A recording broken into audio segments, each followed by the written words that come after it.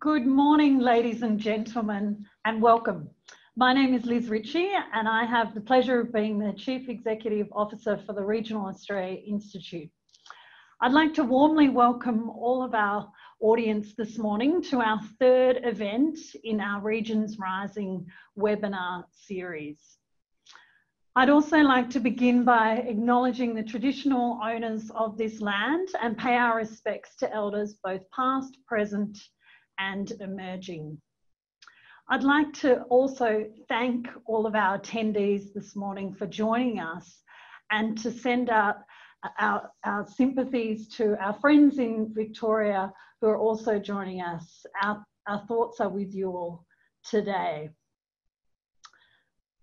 We're very delighted today to welcome our esteemed panel to join us for a discussion on Regional Renaissance, Can We Lead Recovery? And I'm joined this morning by Alexandra Gartmann, who's the CEO of the Rural Bank, Group Executive for Partnerships, Marketing and Corporate Affairs, Bendigo and Adelaide Bank. Neville, who's the Assistant Secretary, National Skills Commission, and Dr. Kim Houghton, who's RAI's Chief Executive. Welcome to our panellists here this morning. Before I move into today's topic, I just wanted to extend our thanks to all of our supporters and stakeholders and friends who helped us amplify our report, The Big Movers, last month. Both myself and the team here at the RAI were overwhelmed with the response that the report received, and we're still receiving a great deal of interest in this report. So we thank you for that ongoing support. So our topic today is very timely and indeed very data rich. We'll be looking at opportunities and challenges facing regional Australia as we start to consider the economic recovery. Whilst we know that there are some green shoots, we also know that regional Australia is incredibly diverse and that this pandemic is having mixed ramifications across sectors and regions. So what are the sectors that will help pull us through, and how do we best support the hardest hit sectors appropriately? I think it would have been music to everybody's ears to see the federal government's announcement to extend the JobKeeper and JobSeeker. But some of what we'll discuss today is that recovery may need to have a more targeted approach in some regional areas. Consistently, both pre and post the pandemic, regional job vacancies continue to grow at a faster rate than metropolitan areas, as our latest June quarter figures have shown again. These are very important levers when assessing the current impacts and speak to the prevailing issues of matching the right skills with job vacancies. So amongst the hard data that we'll be discussing today, it's also important to remember that ultimately there is a person behind every business, every role, every home, and indeed every situation. So today we'll also be looking at how the pandemic has impacted communities over the course of the last 3 to 6 months. The Regions Rising series would not be possible without our supporters. So again, I'd like to acknowledge and thank the Bendigo and Adelaide Bank and indeed their charitable arm, Community Enterprise Foundation. And it's wonderful to have Alex with us today representing them. We know firsthand that Bendigo and Adelaide Bank are inextricably linked with their communities, and we thank them for their ongoing support. Today's program, we only have 1 hour, so we need to move swiftly. After some housekeeping, we'll move straight to the panel. Alex is going to kick off today's panel and will be followed by Ivan and close with Kim. We'll then have about 20 to 25 minutes for audience Q&A. I'll have a couple of opening questions. If you do have questions, please register them throughout today's session and we'll do our best. It is always difficult to get through the number of questions though, but please submit them. We do, just a few housekeeping, we do have quite a number of media registered here today and a live recording with Prime Television as well. These sessions are always recorded and available after the fact. And of course, you've all received today's program with our full speaker bios. We'd love you to get busy on social channels using hashtag Regions Rising, and you can also tag us at Regional Oz. So it's now my pleasure to introduce our first panelist, a person who probably needs little introduction to our regional audience, but Alex joined the Bendigo and Adelaide Bank in October 2015 as Managing Director and Chief Executive Officer for the Rural Bank, having been a member of the board since 2014. Since July 2019, Alexandra has had responsibility for the group's partner engagement, marketing, corporate affairs, and climate risk. Before joining the bank, Alexandra led notable organisations like the Foundation for Rural and Regional Renewal, FRRR, and Birchip Cropping Group. With this kind of career footprint, it's easy to see why Alex is often called upon to represent rural and regional affairs, and we're delighted to welcome Alex to the panel today. Thanks, Alex. Great, thank you so much, Liz, and hello everyone. It's an absolute pleasure to be with you this morning from my base in regional Victoria in Bendigo. Now, the question that I've been asked to consider is this regional renaissance, and are we able to lead some recovery? And I think it's a fantastic question, and there will be some data and insights that are shared today that will make us really critically reflect. And in some instances, yes, we can lead, but leadership is tough no matter what you're trying to do. And I think we do need to be looking at different scales. So I'm going to share my screen now, and I'd love to be able to take you through a couple of key slides and some data points as well. Now, as Australians respond to this life in a COVID-19 world, it seems that the only guarantee is that with certainty is that we have greater uncertainty. And the pandemic, which has come hot on the heels of widespread drought across Eastern Australia and devastating bushfires, has caused a seismic shift, really, in our human, economic and social lives. And our lives and livelihoods are really disrupted like never before, particularly in Victoria. Now, the Bendigo and Adelaide Bank Group, which Rural Bank is the agri-specialist division, has been working closely with its customers and the broader community to ensure that our response aids both the individual and the collective recovery. Now, customers and partners have been sharing with us some really valuable insights into what they're currently experiencing, as well as what's required for them to get through. And this morning, I'd like to share a snapshot from some of those ongoing conversations that our people are having with our customers, our partners, and the communities in which we're based. So there'll be a number of key trends, learnings, and ideas that have emerged, and I think can inform and shape how we recover not only from COVID-19, but also some of those big impacts that we've seen over the last 12 months or so with drought and bushfires.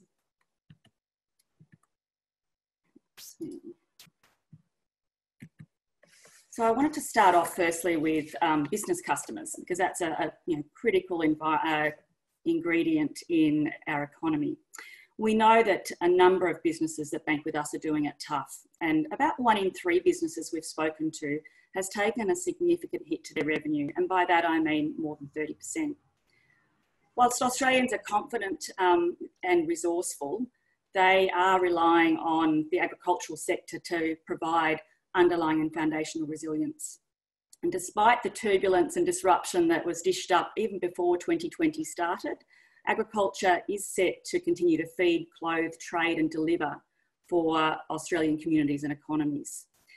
From our conversations, we know that 1 in 4 of the agri-value chain customers have had significant impact to revenue, which is slightly better than other industries. This drops away significantly when we're just focusing only on farm businesses. However, the ag sector really does need labour, and right now, creating those new opportunities for employment is absolutely critical. Some of the hardest hit areas in the small business community are accommodation and food services, with 4 in 5 businesses indicating a significant impact to their revenue. And the Melbourne metro lockdown has impacted confidence across Australia. We've seen a 2.7% decline in confidence in July, and that's almost doubled in Victoria with 4.9% decline. So we're obviously monitoring this quite closely, and the option to extend JobKeeper and repayment deferrals was very welcomed, as Liz said, and is now available to business customers and really will help banks to support those in need, particularly those in longer lockdown conditions. Now, during the first lockdown period, most businesses, aside from those deemed essential, were shut down. And one of our regional clients who runs a golf course saw revenue fall away completely, making it really difficult to cover the cost of maintaining that facility for an extended period of time. The bank was able to quickly extend additional capital so they could maintain the course and pay employees until JobKeeper allowance kicked in. In late March, we welcomed widely the federal government's announcement of the $40 billion SME guarantee scheme to help small businesses access working capital to assist with the impacts of COVID-19. As of 30th of June this year, the bank had approved 111 loans worth $9.92 million under this scheme. And access to the scheme is offered alongside Small Business Relief Package, which provides additional support to small businesses. So critical to our economy, supporting employment and social wellbeing. Now, we've spoken also to a number of individual customers, and we can see from this data that why businesses are under extreme pressure. We asked individual customers about their spending habits in April at the onset of COVID-19, and we followed up the same questions just last week. So what does it tell us? Well, spending appears to have increased, with 59% saying that their spending has slowed down when compared to 70% in April. So from July, that difference to April. Those in regional areas are more likely to have avoided purchasing goods made overseas, that's 63% of responses, compared to those in urban areas at 55%. But there is really strong intent to buy local across all geographic groups. Those in urban areas have relied more on delivery of goods compared to those in regional or remote areas, which you would expect given services and access to those sorts of delivery options. If we now turn our attention to people's connection to community, we were really interested to see whether or not that had shifted. And this survey revealed that people are feeling slightly less isolated from others in their community, 35% in July compared to 40% in April.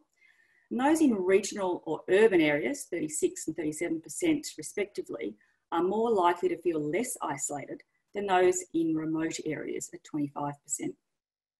Yet there is a sense of feeling less cared for, 40% in July compared to 45% in April. Those in urban areas are more likely to feel less cared for, 38%, compared to those in regional or remote areas. And I think that's because there's been a much stronger shift and we have a higher degree of resilience to that in rural and regional communities. Further to this, we've been talking to our community bank partners about societal impacts, and we asked 120 community bank partners who work with local decision makers as well as other leading community organisations to assess the impact that COVID-19 is having at a local level and think about what the response could be. We asked what the most important issues are that are facing their community. Now, 60% noted the effect was, it was having quite a severe effect on community clubs and organisations and their concerns about this subsequent impact on social connectivity and cohesion. 48% talked about the impact on financial pressures, 42% impacting small business, particularly tourism, 40% were very concerned about mental health, and 28% with general health and safety, and about 20% worried about their community having the skills and capabilities to be able to adapt quickly to change. I think these are really important insights because they highlight the critical role that community organisations fulfil within our society, and these should attract attention and investment in order to tackle some of the challenges that really threaten both individual and collective wellbeing. We also asked our community bank partners to assess the impact COVID-19 was having on their community investment activity. Now, local coordination of capital investment is a really important element in leading up just about anything. So last financial year, the Community Bank network nationally invested more than 24 million into local communities. I think that's a unique issue to highlight because it puts resources that are owned by communities into their own priorities. This money went towards about 9,500 community projects, things like building new change rooms and setting up new men's sheds for social connection, etc. But in the absence of activities that bring people together and create that physical connection, the onset of new community needs in a COVID environment meant that community strategies and investment strategies had to be reassessed. 22% of the Community Bank companies flagged that they weren't going to change investments immediately, noting that a lack of activity didn't necessarily equate to a lack of need. 37% replied that a minimal change was forecast, but there was a need to shift towards recovery-related investment in the near future. 21% were investing less based on a reduction in activity due to social distancing and lockdowns, but this was coupled with a belief that an increase in investment will be required to aid recovery efforts. Lastly, 20% said that they were going to invest more, and this was largely driven by an immediate shift to backing local response and recovery efforts, coupled with higher levels of both community partnerships and collaboration, often with their local government authorities and other not-for-profit organisations. So this leads us to the last key finding, which examines where community bank companies, which are based in their communities and in the communities that they serve, where they think they can drive the most impact over the next 12 to 18 months. So all of these issues listed here are investments for hard-hit sectors and vital social capital. So they were going to respond with bespoke community programs, grants and investments, particularly supporting local events and tourism, with 76% focusing on that. A further nearly 60% facilitating community networking and collaboration, and 56% providing key resource and expertise to assist businesses and not-for-profits recover and respond. So we're seeing community bank companies right across Australia lead conversations and provide both support and input into recovery planning. In one community example in Port Lincoln, South Australia, the local community banks actually just announced a $200,000 community grants program. And what they've done, along with a couple of other community banks across the network, they've reshaped the criteria for applicants and want to support projects that have a strong focus on repositioning and tooling Port Lincoln for a post-pandemic world through various initiatives that will support the tourism sector and exporting produce, but also improving community connections, mental health and wellbeing as a direct response to COVID. Now, these are great examples of empowered communities taking control of their destiny and not just surviving, but thriving within their sphere of influence. And I mentioned social capital earlier, which is bonding, bridging and networking as key ingredients. And I think bonding within your community, bridging across local communities and then networking, that networking piece being really important now, because to lead, we actually need to coordinate in our own sphere of influence. And then we need to use our networks with other spheres of influence and other scales to align resources, capabilities, policies and investment. So to conclude, while the focus for our nation's leaders has rightly been focused on the immediate needs of COVID-19 on both health and economic impacts, we really can't lose sight of smaller local economies and the important role that they play in providing strong foundations for positive socio-economic outcomes. Now, our bank understands that and will continue to support and stand alongside communities.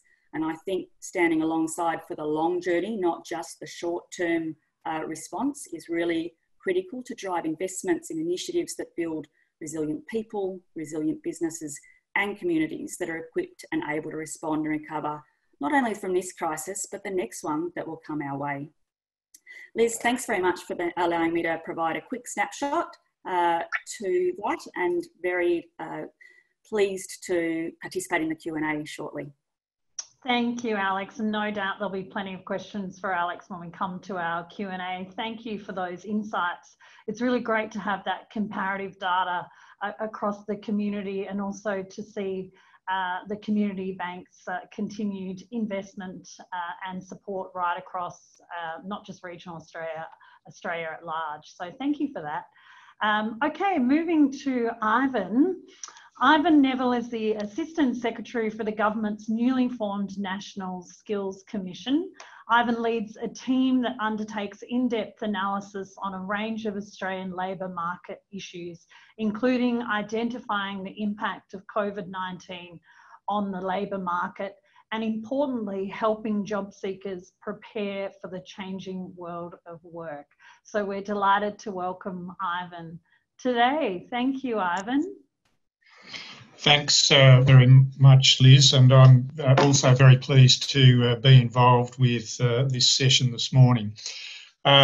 Even though the focus is very much on regions and regions picking up from here, I think it's really important that we have an understanding as to what's happening in the labour market at a national level, and that's what I want to do this morning, is just take you on a brief journey through the labour market, and I'm desperately trying to.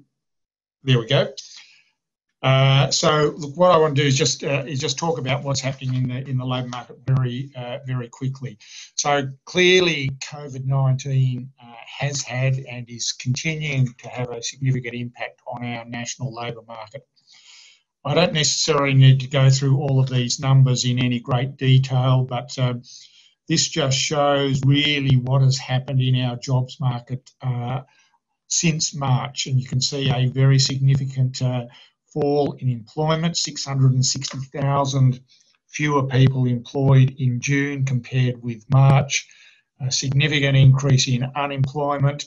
Our unemployment rate is now 7.4%, but I think that unemployment rate is not necessarily providing the true picture as to what is happening in our jobs market, because many people have now dropped out of our jobs market. And you can see at the bottom a significant fall in the number of hours worked. Just going back to the unemployment rate of 7.4%, if you add in the people who've dropped out of our labour force, and if you add in the people who are currently working 0 hours, they might still have an attachment to their employer through JobKeeper, the effective unemployment rate is 11.2, 11.3%. So it's just worth noting that people who are currently in receipt of the JobKeeper payment are counted as employed in these numbers. So without JobKeeper, the numbers would be significantly worse. By industry, between February and May, this chart shows the change in employment by industry, and not surprisingly at the bottom, accommodation and food services, so this will be the restaurants and cafes, significant fall in employment over that period of time. Arts, another industry where there's been a big fall, and even education and training, obviously with school closures and the impact on universities, it's not surprising that there's been a big fall in employment in those industries as well. A few industries just recording small increases in employment, but significant changes. I've been around labour market data for the best part of 30 years, and I have never seen anything like this. So, I've lived through the early 90s recession, I've lived through the global financial crisis, but what we are facing at the moment is actually much more significant than those events. It's really a youth and female story. This shows the share of the fall in employment by age and gender. So females accounting for 52% of the fall in employment, even though they account for less than 50% of total employment. And young people, a third of the total fall in employment over that 3-month period has been accounted for by youth. And when I talk youth, I'm talking, up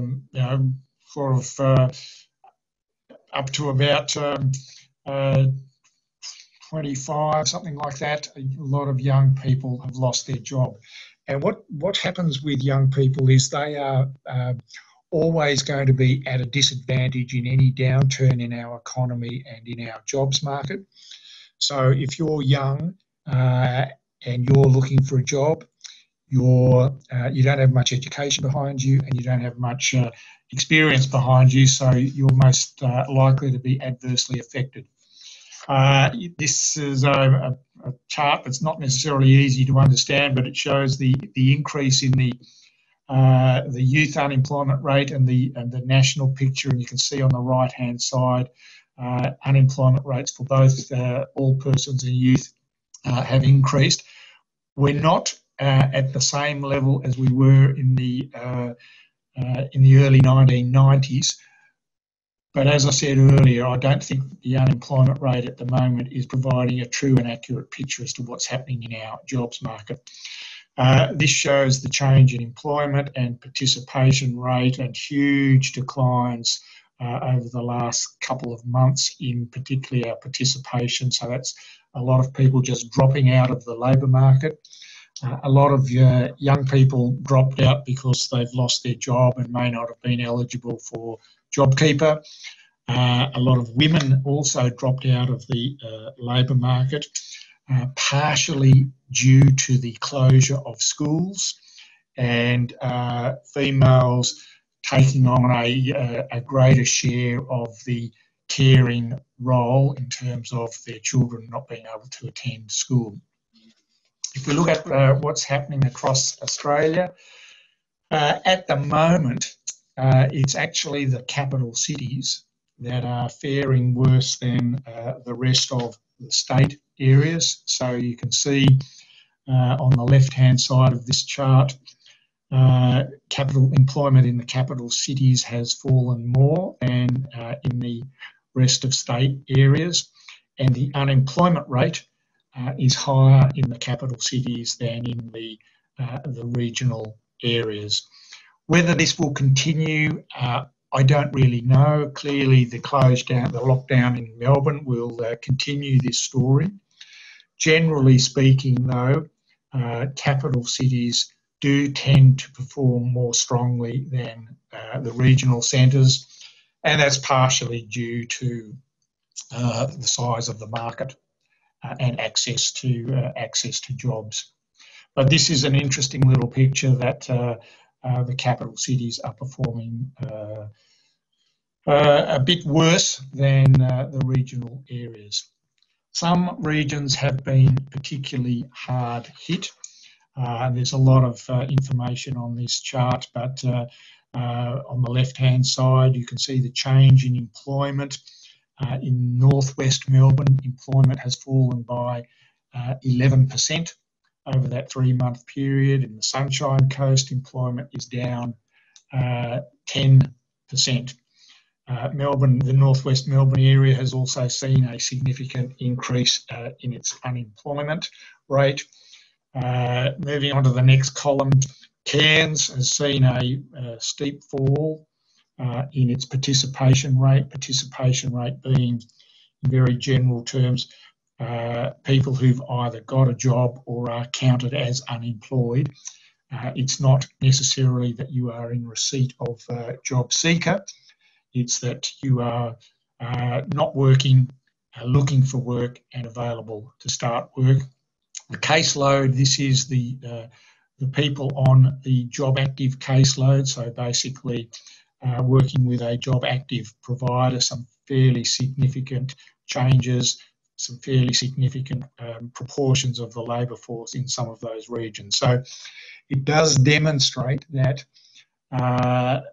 if we look across the regions, what is happening nationally, as significant as that picture is, some regions are being particularly hard hit, and some of the regions on this slide are already or were already disadvantaged prior to the onset of COVID-19. So those regions face more significant challenges in terms of recovery.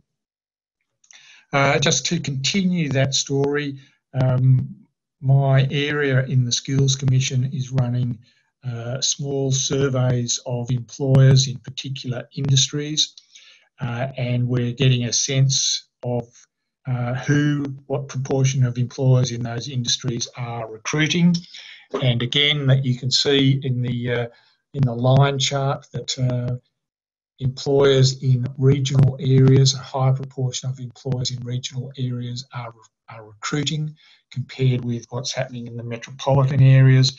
What concerns me as a labour market analyst, though, is the downturn that's occurring at the end of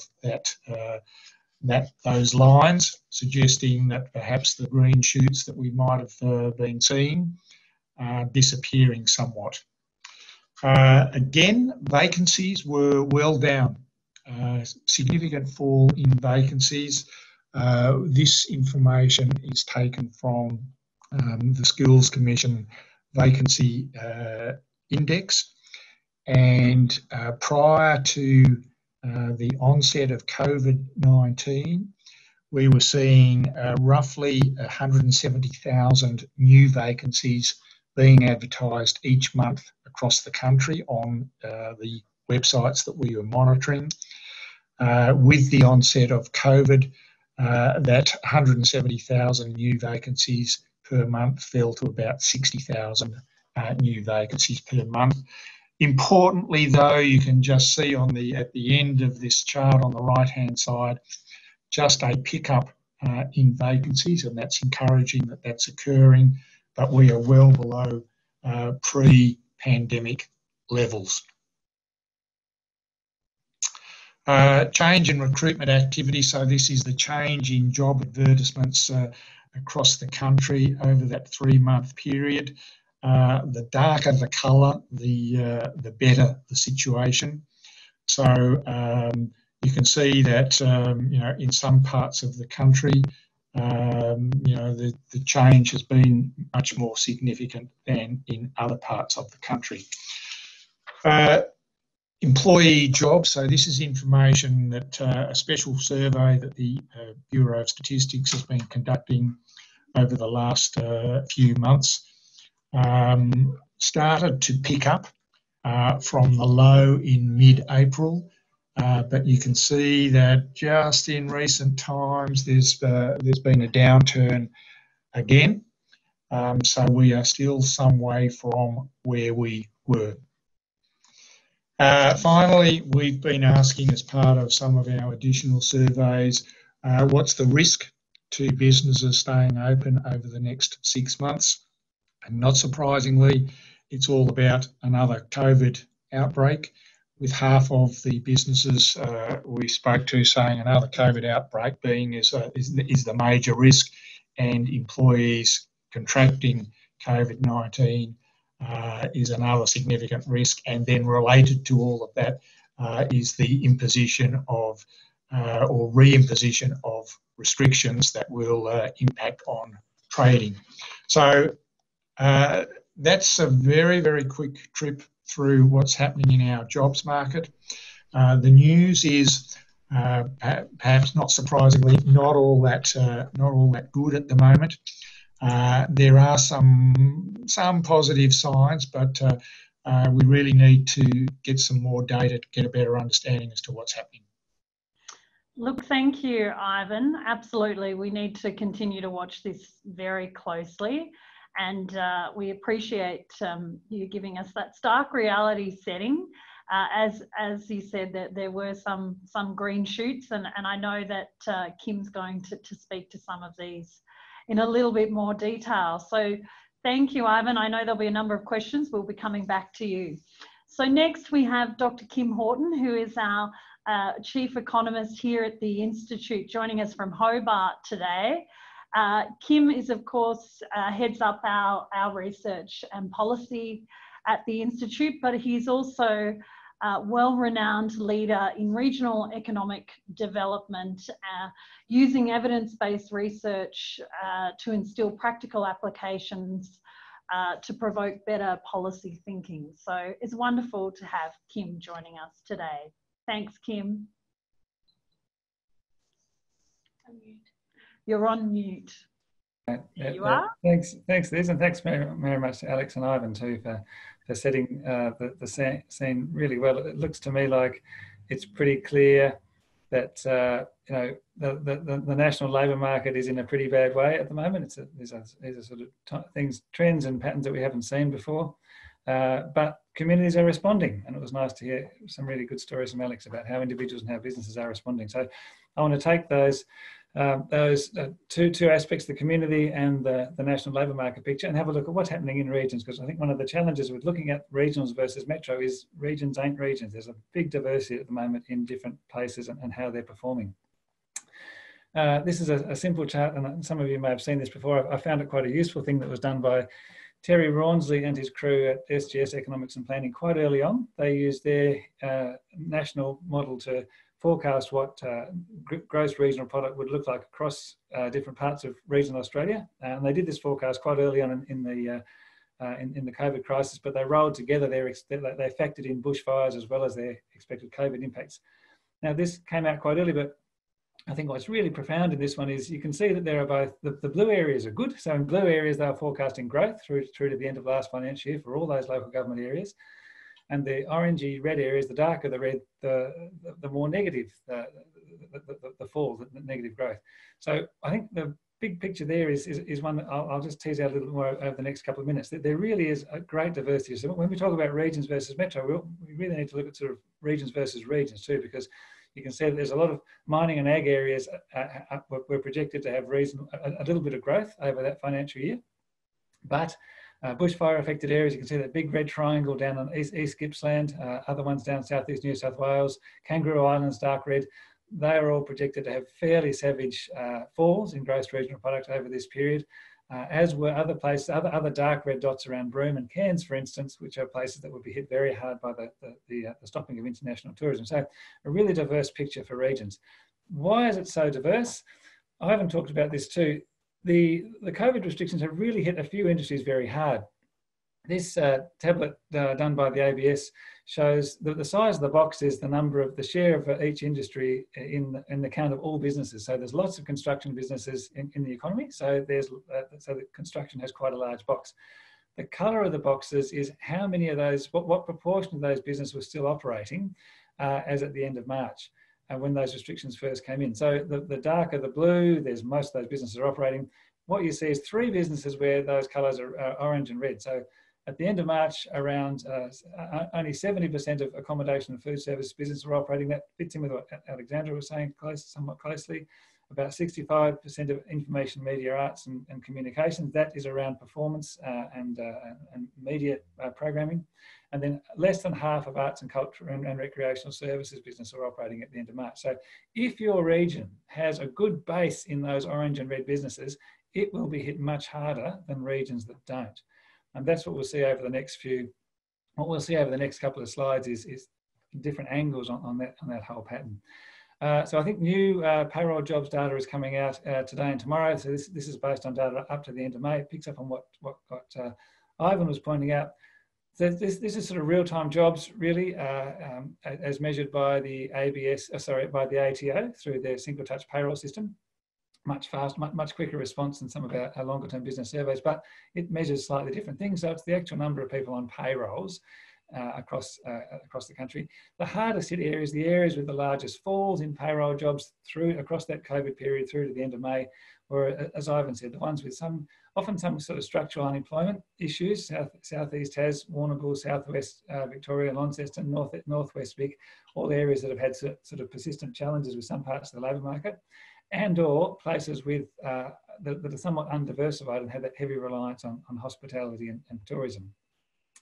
So for those places, JobKeeper has been an absolute lifeline, I think, for a lot of parts of regional Australia.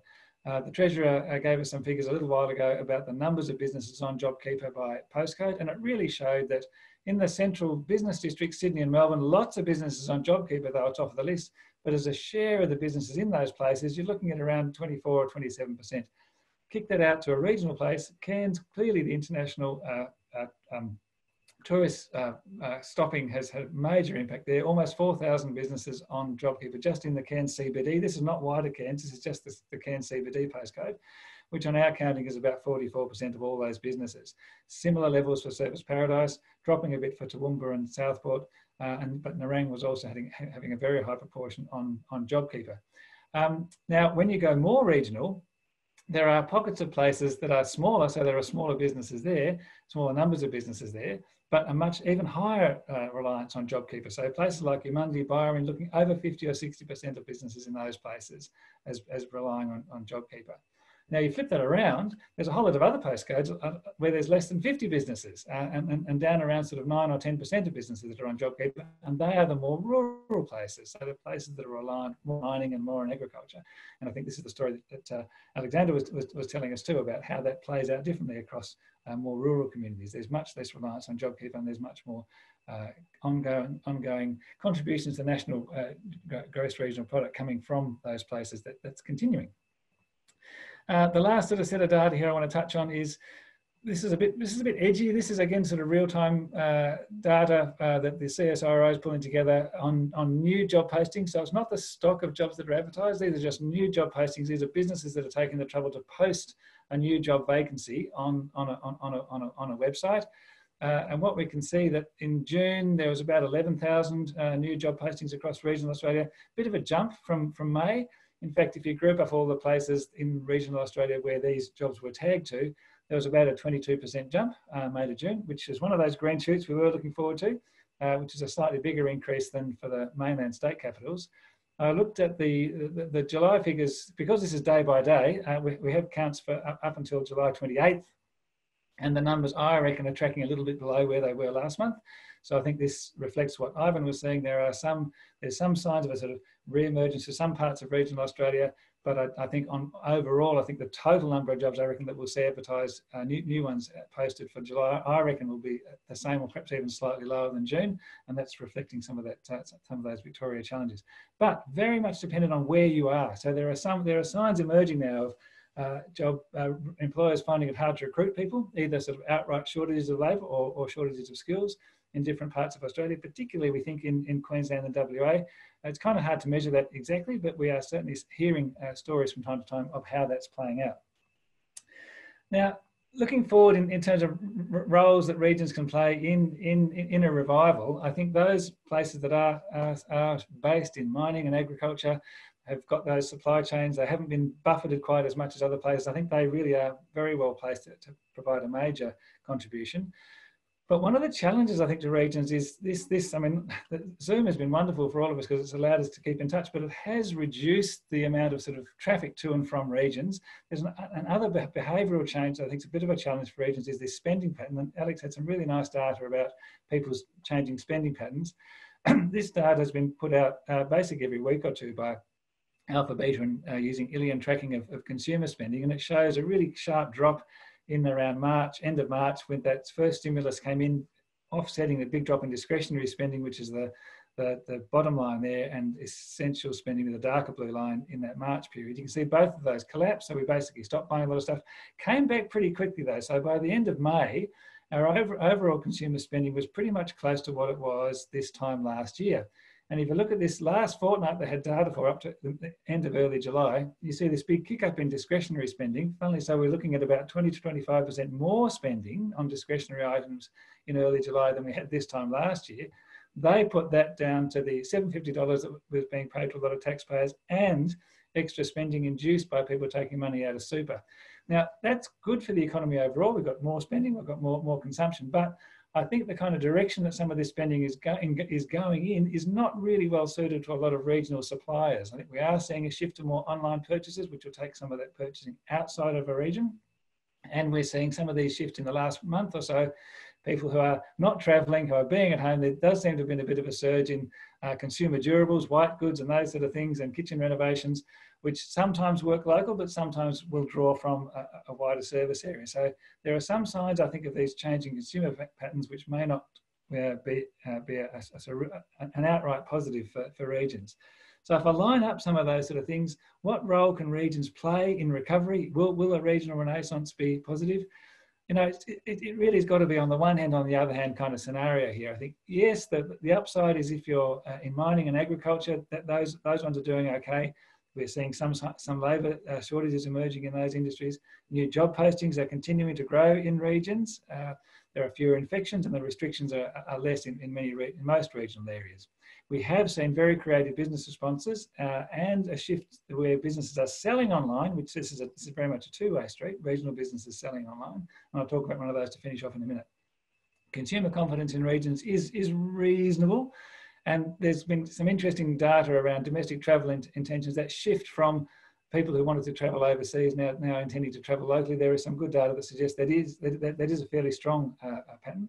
And of course, lastly, there's this work from home revolution, which allows us to work from many different places rather than just be locked in a city. On the downside, we have the legacy of the drought and bushfires. And for many places down the southeast, they've had 6 months without income, 6 months without customers. That's very hard for a business to sustain that and to continue to sustain it over another 3 or even 6 months. International tourism is stalled. That's really impacting on those areas that have relied on that. Cairns being a classic, Broome being another one. We have these deep and highly localised economic troughs, economic holes that some regions are in. So when we look at the overall regional picture, I think it's really important from a policy perspective to remember that some of our places really are going to be in deep trouble for quite some time. And this is why the Institute started to talk about the need for more place-based responses now. Thus far, our national responses have been very uniform. Everybody accesses the same sort of help, which is great. But I think it's getting to the point now that these differences between the regions that are doing okay and the ones that are really in deep trouble are such that we start to need more place-based differentiation on those things. And I talked about the bit of a leakage in online sales not being good prospects for regions. Finish with an upside. I've got to finish with something positive because that's just the way I'm built. This is an example of a business that has made significant changes, but did make significant changes to its operations. Unlikely business, it's in tourism in Katherine in the Northern Territory. Tom and Annabelle used to focus on running a touring their horse-related show in the wet season when it was too wet and the tourist numbers were too low in the NT. They'd take that travelling, but then did Katherine-based shows in the dry when the tourists were coming through. Now, both of those were hit by COVID. There were no tourists coming in from overseas anymore, and they couldn't travel the show either. It was physically impossible. The borders were closed. So they pivoted. They changed their business away from a focus on visitors and focusing back much more on their local and regional community. So they're offering horse handling, riding lessons, beginner to advanced riding lessons. They have a dedicated training arena. What's happened is that all the staff have stayed on board. JobKeeper has been really important for them, but they've shifted their customer base from a sort of external customer base, whether it be international visitors or taking the show travelling, to a more regional customer base, and that seems to be working pretty well for them. And they're looking forward to doing a couple of additional things like online training and working with wholesalers to try to make tourism wholesalers to get the package wider than other places. So I think, you know, lots of us have seen some of these really nice examples of places around regional Australia, businesses around regional Australia that have taken the time and made a big effort to change what they do. And it's this kind of action which I think will provide the foundation for a good, strong recovery in many parts of regional Australia. Thank you, Kim. Thank you to all of our panelists. Look, I do have a number of questions coming in, but I'm just going to kick off. We've got about 10 minutes roughly for Q&A. I wanted to start with Alex and your comments on agricultural sector. I was lucky to get home briefly on the weekend to Deniliquin in Southern Riverina. As a farmer's daughter, he was very pleased and proud to drive me around the paddocks and show me the health of the crops and indeed, I guess, the buoyant optimism that we're seeing across agriculture, which you mentioned. So it was really pleasing to see that only 1 in 4 ag businesses were feeling that severe impact. I guess my question is though, you mentioned the shortage of labour that we're seeing. How do you think the ag sector is responding to this, and what can we and our listeners here today do to start to support the ag sector? Great, thanks Liz, fantastic question. And I think it is great to recognise that agriculture, you know, it's had a tough run and 2020 is looking up for the sector, and so it is often counter-cyclical to other key drivers in the Australian economy. So recognising we've had great rainfall across Australia, which has changed some of the sentiment, particularly across eastern states. Now there are some hotspots of challenges facing agriculture, but it is broadly, we've got better production outlook and we've got some nice price outlooks on the whole. I think some of the challenges, as you said, in labour will be felt in those that require intense and short-term labour coming into their region, and travel restrictions are hindering that to start with, particularly for border communities that are intense production zones. So the Murray River region is really challenged with cross-border movements and being able to attract international, both backpackers and Pacific workers into the standard BAU suppliers of labour. I've heard and seen some great examples of various communities like in Hay and Dubbo and others, where they have coordinated some of the needs across their ag businesses and then worked collaboratively with local government authorities and other supply coordinators to bring people in, to skill them up, because we know agriculture, there's some really high value and high tech infrastructure that needs to be used. So there's a bit of training often. We can't have too many low-skilled labourers in the industry. And one of the challenges in many rural and regional communities that are critical for agriculture is the lack of appropriate accommodation services in town. So what communities can do is working with agricultural businesses and helping to coordinate across lots and lots of small businesses, in essence, to coordinate attracting people to that region, then looking at the skills uplift and the training, and then the accommodation and the services that will support that labour coming in. Now, with high unemployment across much of Australia, it is an absolute time for the Australian agricultural industry to promote job opportunities, and sectors could work together and build relationships between food producers and then those throughout the food and clothing value chain, so that there's connections when we get through COVID recovery in a couple of years' time. I think the one other thing to call out, Liz, is that some of the emerging challenges that we've seen in the ag food processing sector, particularly around abattoirs, will impact on consumer confidence in the agricultural value chain. And there is actually a need for that to be handled quickly and appropriately, so that we can maintain consumer confidence in Australian agriculture. Thank you, Alex.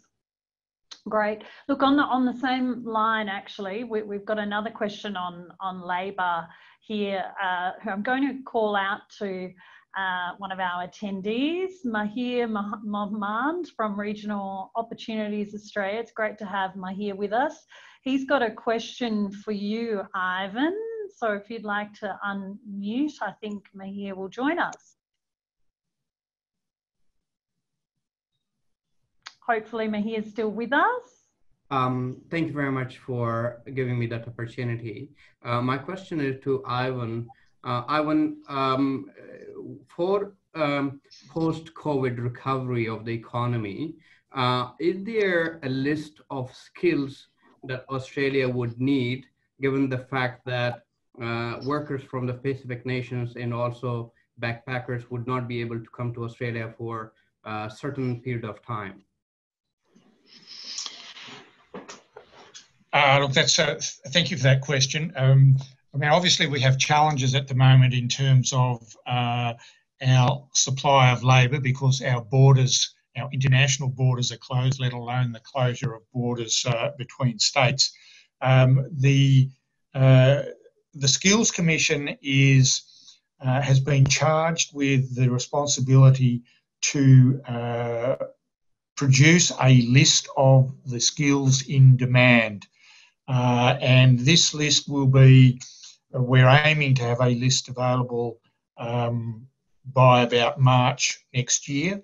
And that list will then be provided to other users, such as the Department of Employment, the Department of Home Affairs, to use that list for training purposes or for migration purposes. So the government and the Skills Commission is already looking at a post-recovery phase.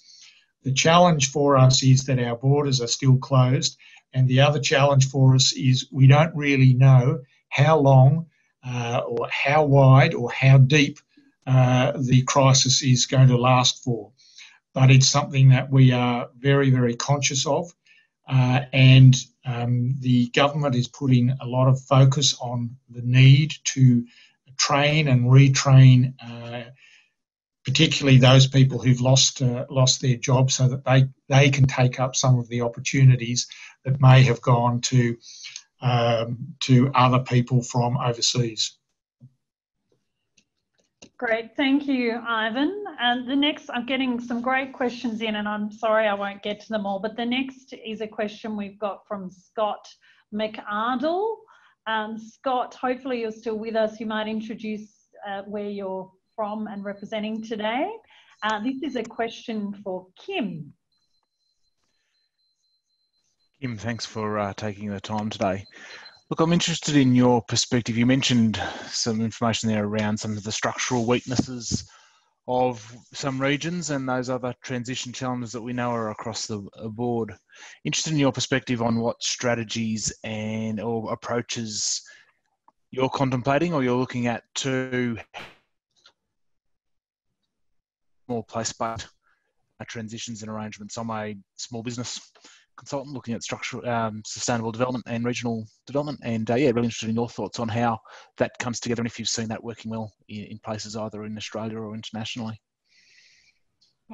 Thanks, Scott. Look, it's a really good question. When I talk about these structural weaknesses, I'm thinking about the places in Australia that have been going through long-term changes, you know, out of manufacturing into services, for instance, or even our faster growing populations up the East Coast, where there's sort of there's been persistent high rates of unemployment, even as populations grow. So for those sort of places, I'm really quite taken. It does link very closely back to the capabilities and the aspirations of businesses. So, you know, strengthening those local business ecosystems, sharing those good news stories, showing business owners what can be done in these difficult circumstances. I know that sounds kind of basic, but that stuff really does seem to work. We've seen nice examples of different places around the country where they've driven change through those quite sort of micro scale processes. And the other part of it for me really is trying to connect up, join the dots in the labour market so that we're connecting up people who are looking for work with with employers, but doing it in less of a sort of purely functional service provision way through job-related service providers, but actually bringing the community into that. So I'm talking about places that have really taken it upon themselves to bring employers together with schools, together with families, particularly disadvantaged families, to show kids how they can see an employment pathway for themselves in that region. And if you couple that in then with sort of post-school training, you can start to build a local, what we call a sort of local or regional learning system, which helps all sides. It helps young people get into work, but it also helps those employers get the people with the skills they need to be confident they can grow. We know that a lot of regional employers have been holding back on making investments because they simply weren't confident about getting the skills and retaining the skills they needed to grow. So for me, that's a big part of addressing those structural changes in the medium term. Great. Alex, I think you've got a follow-up for that. No, sorry, I was thinking about something else in terms of that question, sorry. Oh, sorry, Alex. So what we've got is actually one last question for you, my apologies, with John Goddard. I'm using Chair's prerogative even though we've got a couple of minutes left. John Goddard, are you still with us? Question for Alex on leveraging community groups. Yes, I am. Thanks, John. Hi, Alexandra. Look, you provided some interesting comments on the value of leveraging community groups to assist, rebuild and improve business after this virus impact. I also see that you're a member through LinkedIn of the Prime Minister's Committee looking at leveraging community groups with business, it would appear. I'm not sure the full details of that, but I just wonder, do you believe that the federal government and or the state governments could or should fund and support local groups? And by local groups, I'm thinking of groups that might have experienced business leaders, and maybe Rotary would be one good example, but do you think it could be a government initiative to support those groups so that they can get experienced business leaders in front of small and medium business owners to help them through this current situation and build for the future, obviously? Great question, John. And I am an absolute advocate for making sure that we facilitate and resource a sharing of learnings and insights and experiences across the charity, the not-for-profit / community, corporate and government sectors. And I think that there are experiences amongst each of those sectors, and often individuals who have moved across those different organisations and sectors themselves. There are both public and private funding sources that help connect experienced business leaders with startups, with organisations that are facing some challenges and may not have the lived experience within their membership base and their communities to be able to tackle that. Sometimes there are challenges in getting that coordinated, and that's where I do think there is a role for both federal and state governments in facilitating and easing sort of policies and the connections. And then there are certainly, I know of a number of state government programs, but also from trusts and foundations that provide funding to help connect essentially mentors and experienced people with organisations that have got a particular need or gap in the capability to tackle some of the challenges that are facing us. I think it's also worth calling out that for any organisation to stand up and lead in this space, we do have to recognise that any historical underinvestment in leadership and local and regional capacity will mean that we will respond slower, and it will be more challenging because we're having to catch up with investment and the development of leadership capability and skills. And that means that people able to self-organise, coordinate and access those networks and those funding sources to drive things within their community. But thanks for the question, John. Thanks, Alex, and thank you, John. Look, that does bring our session to a close. I'm sorry about all of the other questions, but our panellists have offered to answer those questions after today's event, so we'll seek to coordinate that. Again, thank you we said the session would be very data rich, but it was wonderful to hear those real life examples coming from the community as well. I think we've heard that regions do have a number of comparative advantages, but of course, as Ivan's reminded us, we do need to be really measured. We do have a long road ahead to ensure our economic recovery. So there is much work to be done. I think here at the Institute, we're very focused on skills and filling and skilling, working with all of our different jurisdictions through the policy forums, but also working across our Regional Australia Council, which is the corporate council that we've formed recently. And I know there were some questions coming through on that about how big business can think differently about flexible work. This is really what we're calling our regionalisation strategy. So we'll bring you more information in our future webinars on this matter. Here at the Institute, we're also working hard to build the national campaign. And it's a really important time to bring this to life because, as we've heard, there are opportunities in the regions and we need to do everything we can to showcase those opportunities to our friends in metropolitan areas so that they may consider moving their lives to the regions. So this is something we're also actively working on. For listeners out there, we are still building the base through our Regional Activators Alliance. So please reach out if you're interested in being involved. Again, thank you to Alex and the team at Bendigo and Adelaide Bank and your Community Enterprise Foundation. We look forward to continuing the Work With You in Regions Rising series. And thank you to Ivan and to Kim, and have a lovely day. We'll be in touch soon. Thanks very much.